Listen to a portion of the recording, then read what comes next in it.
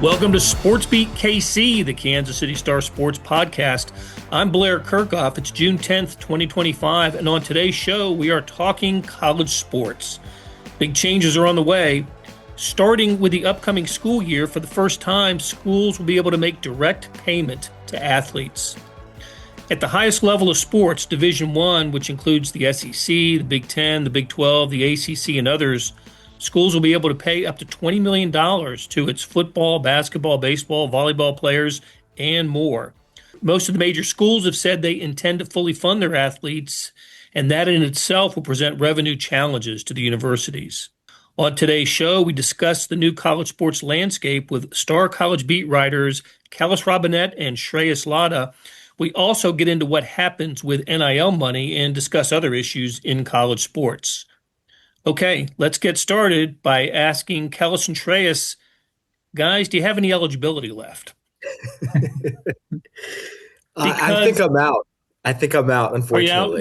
That's too bad, because if you were a football player, the way I calculate this, you would, if the average applies here, and we'll get into the exact amounts here in a minute, you could make up to $176,000 a year as a football player. Not bad for an 18-year-old freshman.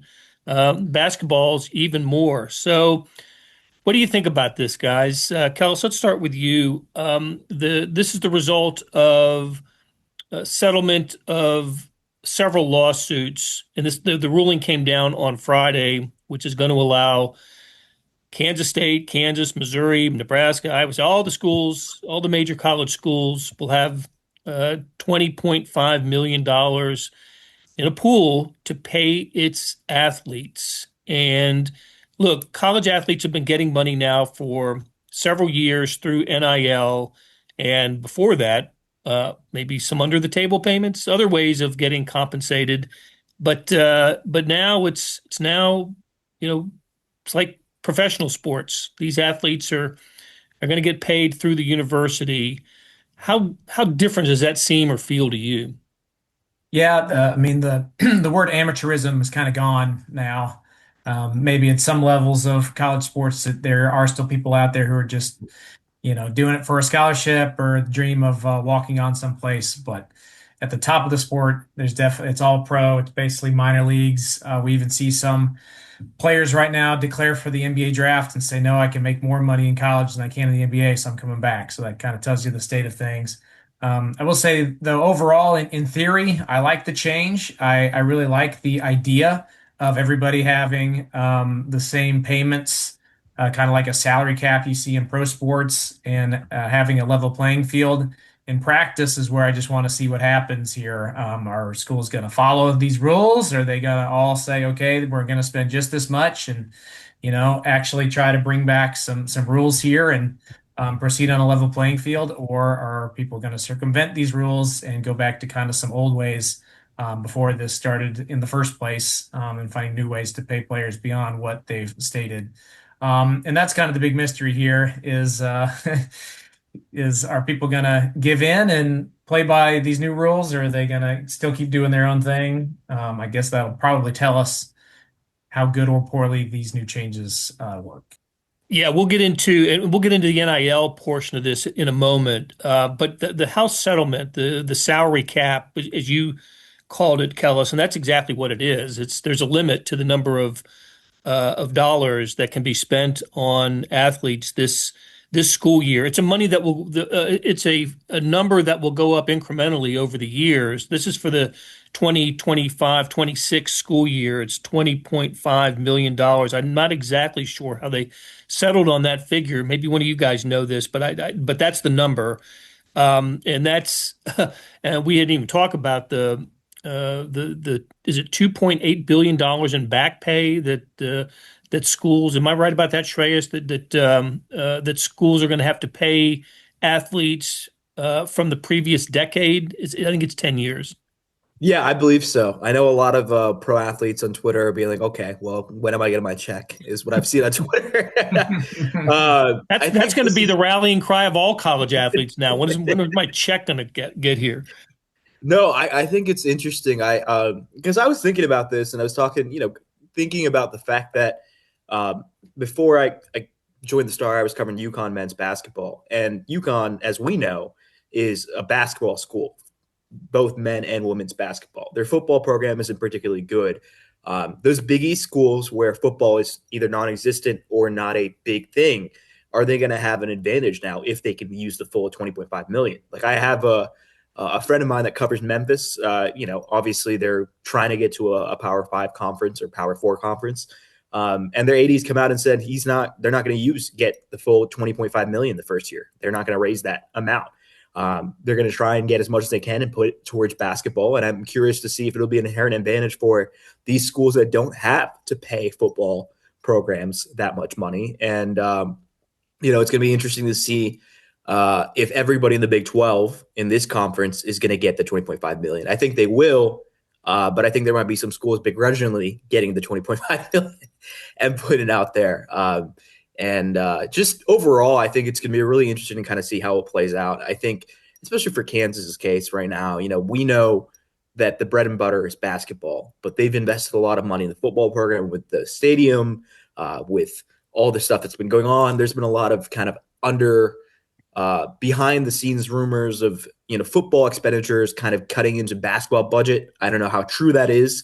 But I do know, with Darren Williams and stuff like that, it came out from multiple places. And from what I heard, they were outbid by NC State, for his services. So it is going to be really interesting to see these guys that command, $3, $4, $5 million. Are they going to command that with this salary cap? I don't think so. The guys that are making that $4 million this summer, who were just above average starters on a Big 12 team and transferred elsewhere, like Williams is a good example of that. I think we'd see their payment cut in half, really, just to match the salary cap, and if not less than that.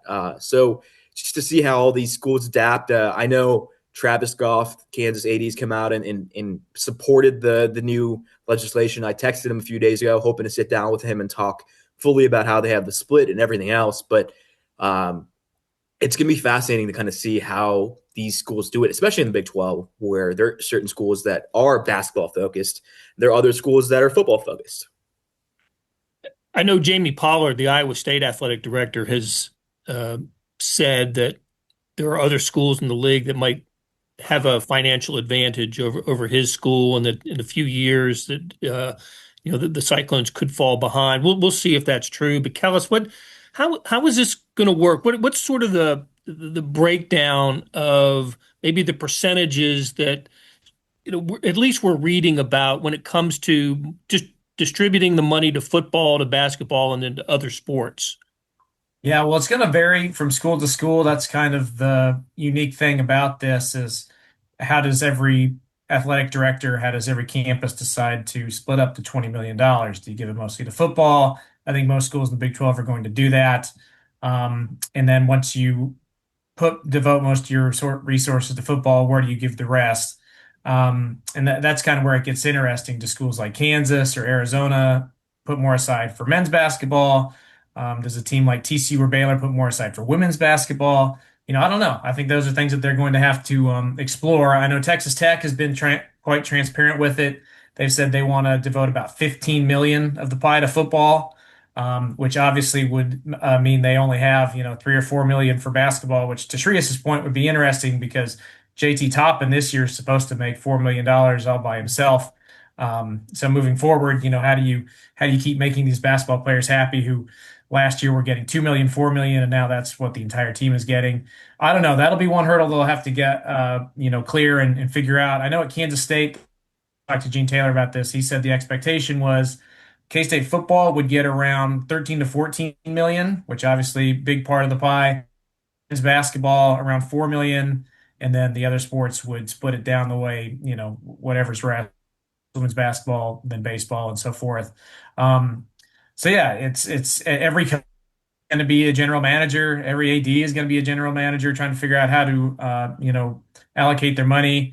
And the one thing that is interesting about this is forms of this have been going on for a while. Like college baseball coaches for the longest time have only had 13 scholarships to split up with 25, 30 players. They had to figure out how to allocate all those funds. And now everybody's kind of doing it just on a bigger scale. And that's the new world we're in. Yeah, I think to kind of go with your point, Kellis, the money thing is really interesting to me because I had a lot of parents and agents and even players tell me that we're all in a rush to sign in April because they didn't know when the house settlement was coming in and they were afraid that they weren't going to be able to get the full amount of money. I know, for example, with Kansas, Flory Badunga's guardian told me that he'd heard from a lot of parents that everyone's in a rush because they thought the settlement was going to come in a month ago, when this thing. So everyone was like, let me get my money now before potentially it having me cut in half, if not more than that. And especially with basketball, I mean, we know, the numbers are out there for these guys like Darren Peterson, AJ from Monza, from, BYU, reportedly 8 million. Kansas reportedly paying 6 million for Darren Peterson. Those numbers are not going to even exist at this point in time, at least at Kansas or Kansas State, I think, with this coming into a factor, unless obviously NIL money. Yeah, and well, PJ Haggerty, what is it, 2 million Kellis for him on the heels of 2 million for Coleman Hawkins. Yeah, I'm left to wonder if these types of numbers. I mean, technically they'll continue to be available. Let's take NIL out of the equation here, but just in the school salary cap, they'll be available, but they could bust a budget, couldn't they? If we're talking about those kinds of dollars from your 20 or $20.5 million pool. Yeah, and that's where coaches are going to have to get creative. You only have so much money to spend. So if you want a player like Coleman Hawkins, PG Haggerty, or Darren Peterson at KU, and they want, say they want $2 million. Okay, that sounds great. But then how do you recruit the rest of the roster around him? Great question. And that's kind of what I was going back beginning. Are people going to, firmly say, I only have this much money to spend, or are we going to get creative and bring in some NIL payments that hope they get cleared, or just go old school and arrange for somebody to give them money under the table? I don't know. And there's been a lot of speculation that it's going to be hard for somebody to, for the clearinghouse or whatever, the new NIL. I'm Oh, struggling with the word here. the new enforcement organization, the College the Sports Commission. Yeah. They're saying that any deal, over $600 needs to be, an actual endorsement deal. It can't just be pay for play. And that sounds great, yes, but what happens when the first player complains and tries to sue to get their own way? I don't know. And that's kind of a big question here. Is our team's going to say this is the money we have to spend and we're going to stick to it? Or are they going to find creative ways to keep paying these players more and more money and get football rosters up to $40 and $50 million like they are right now? And that'll be something we all have to navigate. All right.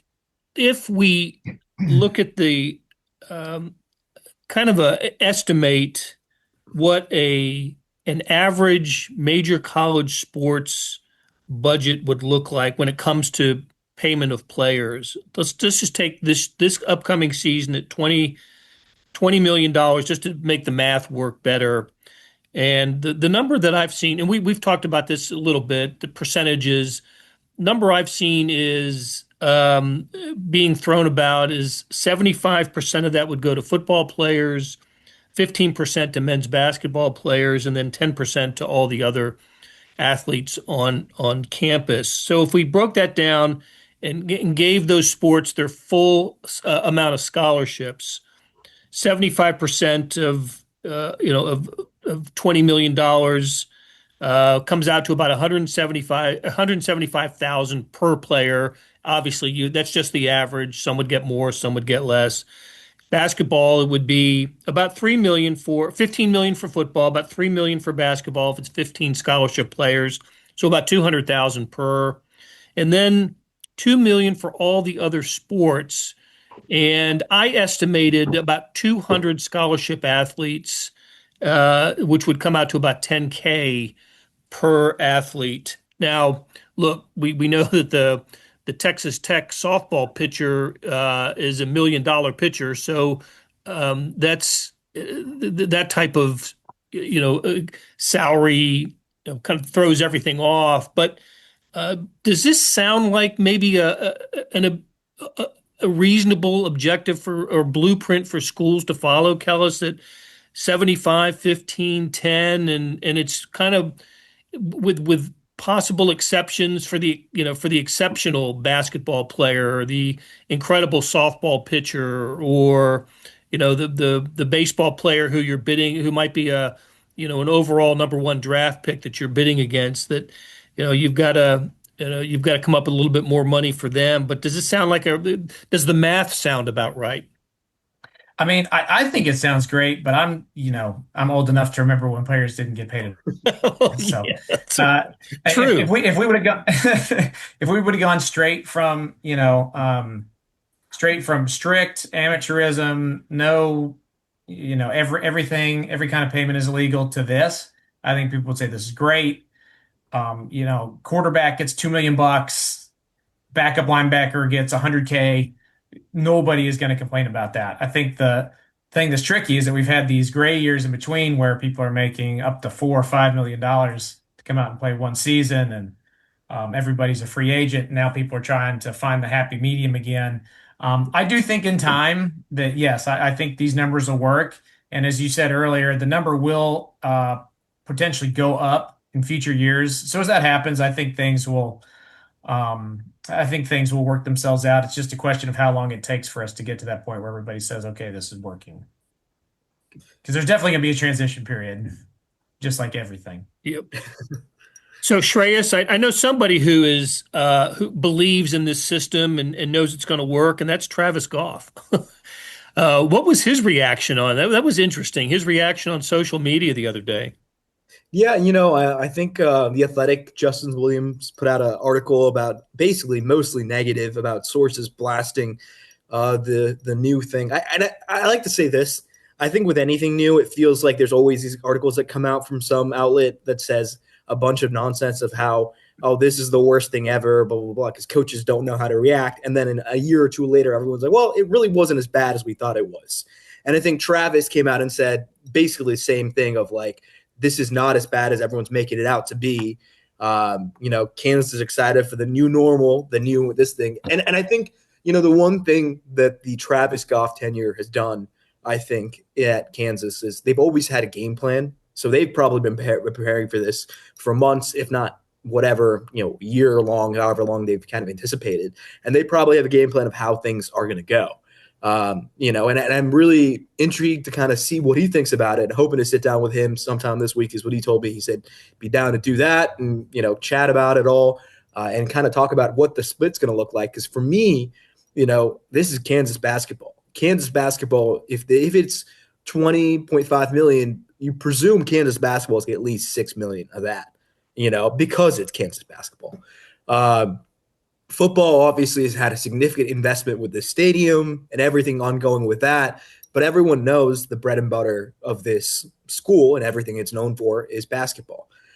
So I'm intrigued to kind of see where Travis kind of sits on that. And I think Travis knows that the expenditures and the money raising, come in from football, but basketball is always going to be the thing that, Kansas is going to hang their hat on. So I'm intrigued to kind of see how the split goes. And, it seems like he's been very upfront about how excited he is about this new rev share and all that. So, I'm sure Kansas has a plan in place, and, they've had a lot of, things happen behind the scenes with their NIL stuff. So it'll be intriguing to kind of see how the salary cap affects their ability to recruit and add people. I could see it helping out Bill Self, honestly. I don't know if it's a hot take to say that, but they've been outbid by some players, by some schools this past year. So having a salary cap, and finding the right talent, guys who are European, guys who, might not command as much money is going to be such a skill that is an underrated asset to have. And, who better than Bill Self to find that? Take a swing at picking sports this baseball season with Underdog. Playing on their app is as easy as choosing higher or lower on players' stats. Get them right, and you could win up to 1,000 times your money. Sign up today using promo code KCSTAR to get a gimme pick as a part of your first cash entry, plus up to $1,000 in bonus credits when you deposit. Must be 18 plus and present in a state where Underdog Fantasy operates. Terms apply. Concerned with your play? Call 1-800-GAMBLER or visit www.ncpgambling.org. Kellis, you mentioned it a little while ago. We touched on the NIL, and yes, there's a kind of a new law, a new rule about players will have to kind of justify NIL deals that are worth more than $600. It goes through a clearinghouse, and they have to be for valid business purposes. Kind of what NIL, name, image, and likeness, was intended to be from the beginning. Not a recruit, not a tool for recruitment or an inducement, but basically a player using his name, image, and likeness. So I guess my question is, does this mean no more lavender Corvettes for players like Avery Johnson? Yeah, that's a great question. Maybe they'll just mean a bunch of $599 cars instead instead of I've driven $100,000. $599 cars in my life. Yeah, no, that's a great question. In the case of the car, um, you know, I think something like that would still work because it's not like they're rolling up and saying just here, take the car. They have a lot of publicity that has gone into it. They shoot videos. They do Mm. photo shoots. They make it very clear that Avery Johnson, the dealership is very proud to say that Avery Johnson is driving their vehicle. So if that were to go in front of the clearinghouse, I think that would be approved. They're actually, coming out and doing commercials and stuff. But yes, the deals of, or the days of, um, any company just saying, or any private fan saying, "Hey, here's $1 million. I'll see you at my kid's birthday party next month." That might not be in play anymore. And that's another just great question. The mystery looking forward is how strict are these enforcements going to be? Because you want to think that they'd be harsh and would want to shut down a lot of these things because they are getting money from schools now. But at the same time, if somebody's willing to pay me money to do anything, if somebody came in and said no, that's not a valid deal, I'd be pretty upset about it. So again, that's just something that we're gonna have to wait and see on. Wow, you come cheap, Kellis. Compared to a college athlete, my price is a lot lower. If anyone's listening, I wondered if an athlete could start his own GoFundMe page and get income that way. So look, Missouri has hired a basketball general manager, Tim Fuller, who worked at Missouri previously, was actually Tim Duncan's teammate at Wake Forest back in the day. Has Kansas or Kansas State hired a general manager yet? They have one for football, and Chris Kleiman has said he's been a godsend. He said it had examples where assistant coaches will come in and say, "I really love this player," and they'll kick the name up to their general manager. He'll do some quick research and say either yes, we can afford him, or no, we can't. Cross them off the list, and it's streamlined everything. Jerome Tang has talked about doing that, but I think he just looks at it more of as in a team effort. We're going to do this together. They don't have somebody strict on that spot. But I do believe that within the next few years, the way this is going, especially with a firm salary cap, I think you really need one. I think that's going to be very commonplace. I think it's going to be more normal than not to see a general manager on all of these staffs. Yeah, KU football has one with basketball. I asked Self about it, I think, around mid-season or near the end of the season. And he said, we've thought about it. It's not something out of the realm of possibility. And I was, what are you looking for if you get a general manager? And kind of what I expected. He's like, I want somebody who's going to be a fundraiser, somebody who's going to be able to go out there and get money and dollars for these kids and stuff like that. So, but I don't anticipate it happening. Like I'd be very surprised if a general manager happens in the Self era. I don't know how many years he has left at Kansas, but it's hard to kind of relinquish control when you've been at an institution for so long, and to be able to trust somebody to be able to go out and do something as well as you do it and as well as he's done it over the years is something I just don't know if I see Bill Self doing. So that's not part of Jacques Vaughn's job description, is it? He's just pure assistant coach? Yeah, pure assistant coach. I know he's going to be working closely with Darren Peterson, is what I've heard. And, I also expect him to kind of be a guy that will entice a lot of guys who want to play in the NBA and be like, well, I coach Kevin Durant and James Harden and Kyrie Irving, et cetera. Why wouldn't you come to Kansas? I thought Jacques was like his pickup by Kansas is so underrated because everyone likes to talk about, next head coach in waiting. I'm not even worried about that. at the end of the day, you just need more NBA talent. Last year's team had no guys who were going to get drafted, besides maybe Hunter Dickinson late second round or undrafted free agent, whatever, on the team. This year, they have multiple players that could potentially be picked outside Darren Peterson. And then that goes a long way in kind of building a team that's going to make a deep tournament run. Yeah, so no preseason number one ranking for the Jayhawks this year. You're not expecting. I don't expect it. I mean, to be honest with you, I look into the roster right now. If they don't pick up anybody, I know they've been linked to a French kid. Bryce Desert is his name. He's a backup center. They said Bill talked about wanting to pick up another guard, which I was a little surprised about, and a backup center. I think doing those two things can make them better. But looking at the roster right now, I think there's some clear worries for me. Their 3-point shooting, not to harp on it like I do every time we talk about the Jayhawks, but the last 2 years, they have one guy on the roster last year who shot above 35% from three in college basketball. So to me, there's a lot of unknowns, and you're hoping guys like Marco Jackson or Jamar McDowell, one of those guys takes a leap, and you hope the transfers are as good as advertised. But I do like the makeup of this team compared to last year, and I think the big thing is they built around a generational type talent, a guy like, Andrew Wiggins is Darren Peterson. I mean, that's what Bill Self has kind of compared him to. So you feel like the ceiling of the program might be higher than it was last year. And, of course, it's a ferocious basketball conference with the likes of Houston and Arizona, Iowa State, Baylor. It's a great basketball conference. And not a bad football conference either, Kellis. I've seen some over-unders for the season for the league in Kansas State, if not at the top, close to the top. You think that's justified for the Wildcats? I think I've seen 8.5 for an over-under for the Cats. Yeah, 8.5 is the over-under. Tentatively, you look at it and want to say, boy, over looks pretty tasty right here. But at the same time, Chris Klieman has only cleared that number one time in the regular season at Kansas State, the year they won the Big 12 championship in 2022. Every other year, they seem to go 8-4 and then win their bowl game. That's how they get to 9 wins. So that doesn't count, by the way. If you get to 9 wins and you need the bowl together, that does not count as an over. So yeah, honestly, for them, it really depends a lot on how that first game goes in Ireland. They haven't had the most luck against Iowa State, but the one year they did beat them with Klieman, won the Big 12. So they win that one, start 1-0, both all and a Big 12 play. Maybe they can get there. I will say I do think it's justified. I think they'll be one of the top 4 teams in the conference. It's just breaking through to be in those top 2. That just depends on a lot of things, how the players develop, who stays healthy, who stays hurt, how does the schedule break. I mean, just like last year, when the schedules came out, I thought K-State had a hard schedule and KU had an easy schedule. KU ended up having one of the hardest schedules in the country. Yep. They played a ranked team every week. It's unbelievable.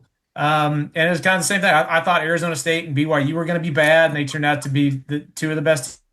I didn't think Colorado was good, and they were really good. So I think, especially now, there's 16 teams in the league. Schedule plays a big role. But, I mean, on paper, you got Avery Johnson, Dylan Edwards, and a defense coming back that was pretty solid last year. So they'll be one of the better teams in the Big 12. How great depends on a lot of factors. So what's the significance of Avery Johnson being invited to the Manning quarterback camp? Yeah, I mean, it's a cool deal. I was going to ask, has Kansas's quarterback been invited to that or no? I don't think so. At least I didn't get any email or anything about it that I saw. I was a little surprised that if he wasn't invited, but I don't know. Jalen can't stay healty. It seems like ever. Fortunately, it seems like his rehab from his knee surgery, they said it called it minor knee procedure, which I don't think there's any such thing as a minor knee procedure in my book. As somebody who's had knee surgeries, it seems to be going well. But no, I haven't seen anything about Jalen getting invited to that. Okay, I was gonna say, I mean, it is prestigious. If you get the invite to this thing, you're the Manning family. It's kind of they're giving you the stamp of approval. It means you're at least pretty good, I will say it doesn't mean you're elite. They still bring in like 40, 45 quarterbacks. So there are a couple guys on there who aren't the greatest, pro prospects in the world, but it shows you're on the map. And the last 2 guys that represented Kansas State at the Manning camp were Skylar Thompson and Will Howard. Both are in the NFL right now, actually playing for the Steelers behind Aaron Rodgers. So a good sign of what is out there, and I'm interested just to see what he can learn out there, because even though he'll be out there technically as a camp counselor helping high school players develop, he's going to be learning a lot from the Mannings and spending a lot of times with other top quarterbacks. I think they assign him roommates, so he could end up being a roommate with any number of great quarterbacks from across the country. So that's actually one thing I'm really looking forward to talking with him about at Big 12 Media Days, because I think that happens pretty quick afterwards. What did you learn from that? And yeah, it's a cool honor and something he should be proud of. All right, great conversation. Always love talking college sports with Kellis Robinett and Shreyas Laddha. Big thanks to our producers, Randy Mason and Monty Davis, and to our editors, Jeff Rosen and Scott Chasen. This has been SportsBeat KC, the Kansas City Star Sports Podcast, and we'll do it again soon.